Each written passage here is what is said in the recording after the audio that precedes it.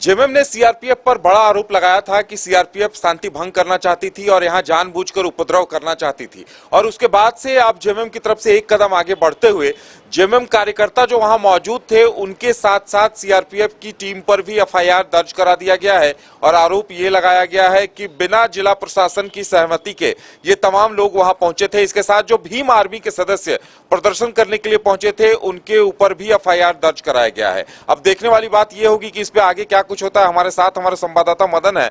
मदन, जिस तरह से सीआरपीएफ उस दिन एक के बाद एक गाड़ियों में पहुंची थी और कुछ बातचीत की भी बात सामने आई थी, उसके बाद कुछ सीआरपीएफ के जवान लौट भी गए थे, लेकिन लगता है कि जेएमएम ने इस मामले को लेकर जांच कराने की मांग की थी, उच्च स्तरीय जांच की मांग की थी और इस मामले ने अब तूल पकड़ लिया है। बिल्कुल, देखिए अब इसको लेकर के सियासत भी शुरू हो चुकी है। जिस तरह से मुख्यमंत्री आवास में ईडी की टीम पूछताछ के लिए पहुंची थी और कुछ घंटे बीतने के बाद सीएसएफ और सीआरपीएफ के जवानों की गाड़ियां जो है वहां पहुंची, उसके बाद सीधे तौर पर प्रशासन के द्वारा जो है ये मना किया गया कि मुख्यमंत्री आवास में आप प्रवेश नहीं कर सकते हैं, जैसा कि जानकारी मिला है।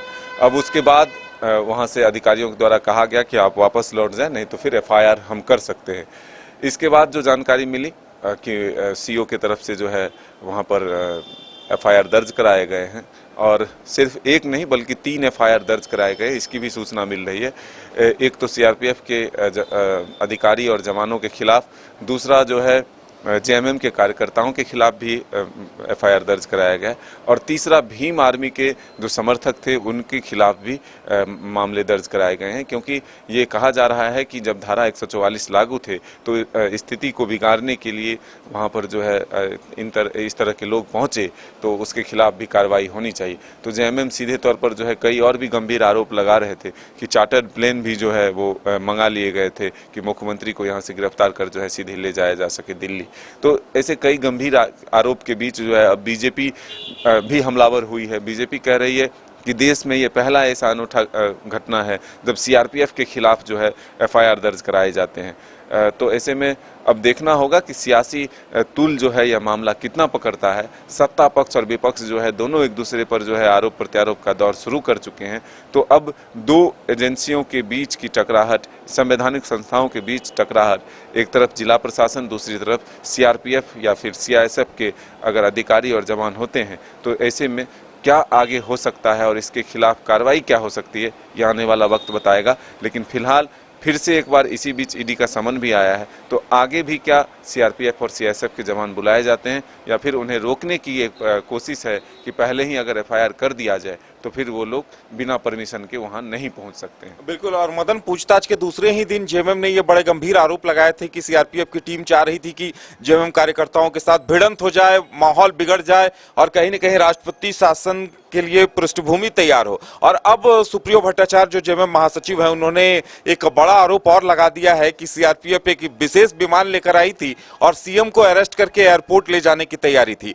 तो लगता है मदन कि अब इस मामले पे सीआरपीएफ को भी जवाब देना पड़ेगा, क्योंकि इस तरह के अगर गंभीर आरोप राज्य सरकार की तरफ से या उनकी सत्ताधीन जो पार्टी है उसके मुख्य महासचिव की तरफ से अगर लगाया जा रहा है तो वाकई में मामला गंभीर है। बिल्कुल, देखिए आरोप जब लगे हैं तो कहीं ना कहीं कुछ न कुछ बात होगी, लेकिन अब उस आरोप के पीछे वजह क्या है और इस आरोप का कितना असर होता है ये आने वाला वक्त बताएगा। जरूर है कि जब सीआरपीएफ के अधिकारियों पर यह इल्ज़ाम लगा है तो अब आधिकारिक तौर पर क्या कुछ जवाब आते हैं ये आने वाला वक्त बताएगा। लेकिन अभी फिलहाल सरकार के निशाने पर सीआरपीएफ भी आया है और इसी को लेकर के हम कह सकते हैं कि एक एफआईआर जो है अंचल अधिकारी से सीआरपीएफ पर भी करवाया गया है। चलिए, तो देखने वाली बात ये होगी कि इस पे सीआरपीएफ की तरफ से, चूंकि वो भी केंद्रीय एजेंसी है, जवाब क्या कुछ आता है और आगे इस मामले में जो जांच की बात कही जा रही है तो क्या कुछ निकल कर आता है, ये देखना दिलचस्प होगा। फिलहाल पल पल की अपडेट हम आपको देते रहेंगे। देखते रहिए न्यूज 22 को। नमस्कार। IIT जी नीट एस्पिरेंट्स के सपने को पंख देने आ गया है कंप्लीट सॉल्यूशन इंस्टीट्यूट। यहाँ है smart classroom, 1-to-1 doubt clearing session, ask the expert, video solution और भी बहुत कुछ। मतलब हम करेंगे आपको गाइड, बनेंगे आपके mentor. Foundation classes from class 6 onwards for your bright future. Visit complete solution institute. घर के लिए ग्रोसरीज की जरूरत हो या चाहिए फल और सब्जी, डेयरी या बेकरी प्रोडक्ट्स चाहिए या beverages, snacks and branded foods चाहिए हो या ब्यूटी प्रोडक्ट्स, अब इनके लिए अलग अलग दुकानों की तलाश हुई खत्म, क्योंकि रांची में खुल गया है केस्टो मार्ट। जो रखे आपका और आपके बजट का ख्याल। हर सामान पर 5% की छूट, होम डिलीवरी की सुविधा भी।